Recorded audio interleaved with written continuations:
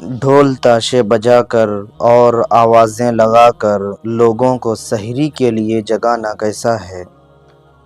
رمضان جیسے مبارک مہینے میں ہم مسلمانوں میں ایک برائی کا سلسلہ یہ شروع ہو چکا ہے۔ سحری ختم ہونے سے 1.5-2 گھنٹہ پہلے کچھ لوگ ڈھول تاشا بجاتے ہوئے، آوازیں لگاتے ہوئے لوگوں کو سحری کے لیے جگاتے ہیں۔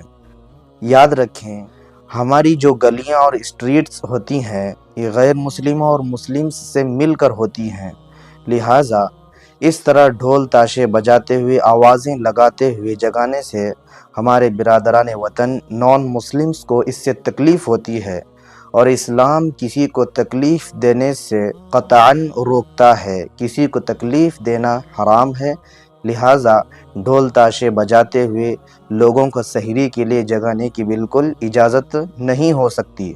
اور اس سے خطرناک یہ ہے کہ اس جگانے کو لوگ ثواب سمجھتے ہیں، عبادت سمجھتے ہیں، یہ اس سے خطرناک گناہ ہے، لہٰذا ذرہ برابر بھی اس میں ثواب ملنے والا نہیں ہے۔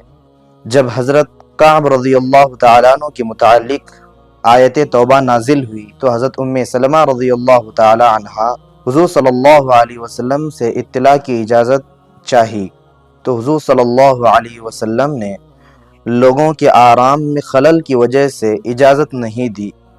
تو سوچئے، جب قرآن کی آیت کی اطلاع کی اجازت خلل کی وجہ سے یعنی ڈسٹرب کی وجہ سے نہیں ہو سکتی، تو ڈھول تاشے بجا کر لوگوں کو جگانے کی اجازت کیسے ہو سکتی ہے؟